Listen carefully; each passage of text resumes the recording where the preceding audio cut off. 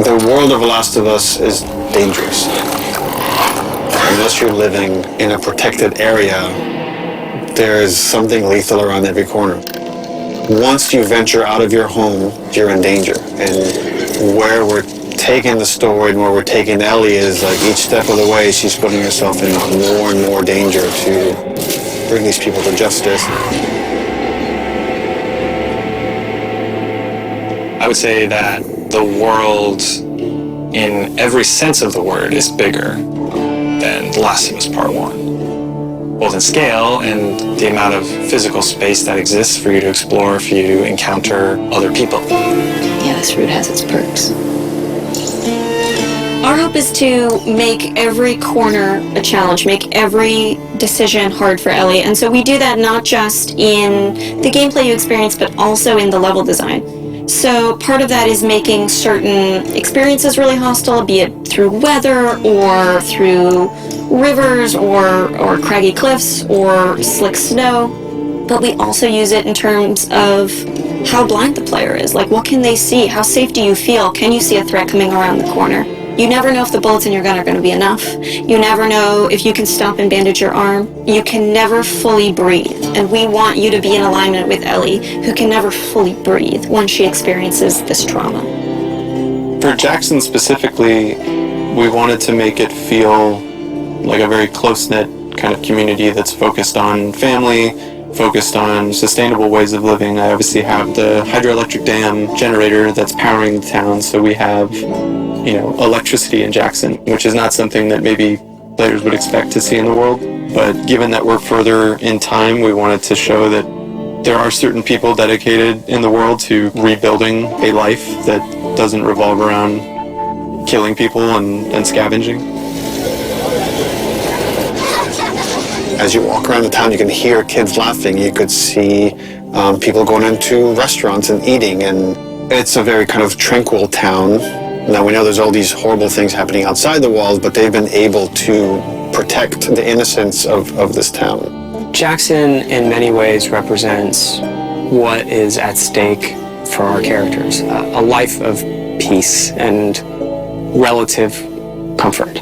A life where you can fall in love. A place where children can play and it's okay. And I think, when we were looking at building out Jackson, it's like, okay, how many of those moments can we represent? What's awesome about the world of The Last of Us is it shows just how precious the things that we take for granted in our everyday lives, how precious those things really are.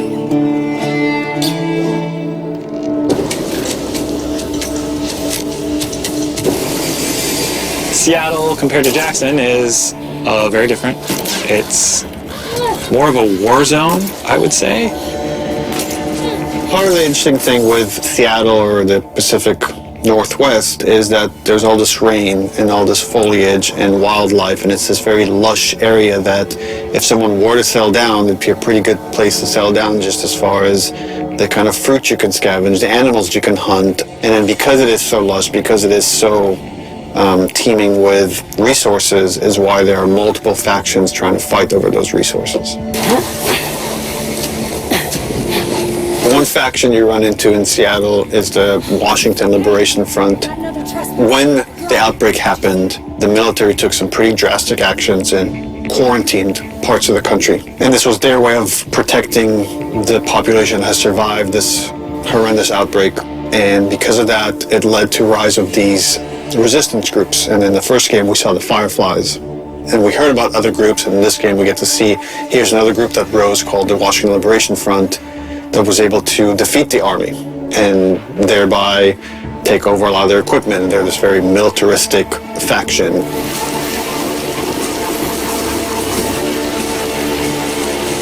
And at the same time, you have the Seraphites. And they're a religious group that also came up out of the outbreak that believed that the pandemic came because of sin. They're trying to reset the world and return it to a better place than it was. In The Last of Us, almost any group that has survived this long has to be dangerous. If you're not dangerous, you're not going to survive. You're going to become someone's victim. And the two factions you run into are both very dangerous. The WLF has a lot of military equipment, that they're able to use defense area, and they have large numbers, whereas the Seraphites are very quiet and stealthy and able to use the large amount of foliage to their advantage, and they fight more in this kind of guerrilla warfare.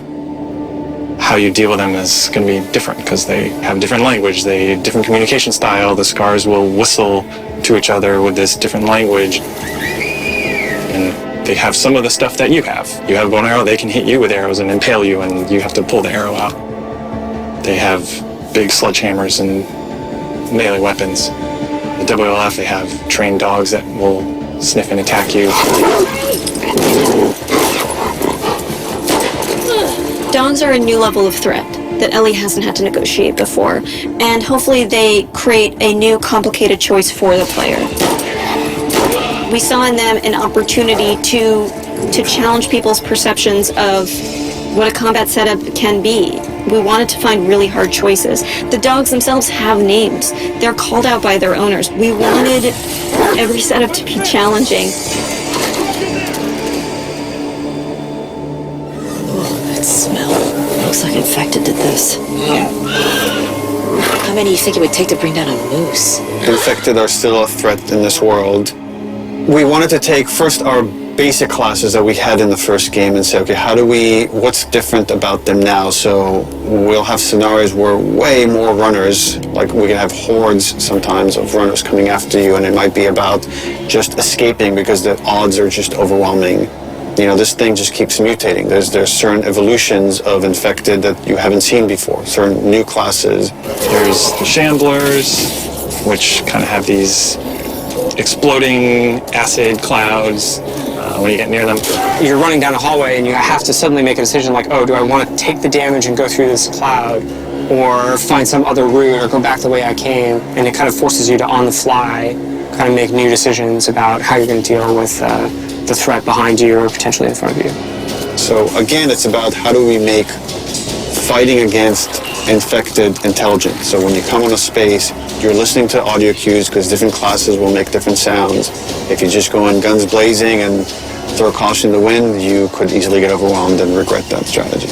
That level of uncertainty and instability is something our characters have to carry with them every day as they go out into the world to protect the people they love most. And that threat is banging on their door every day. I really hope you make it.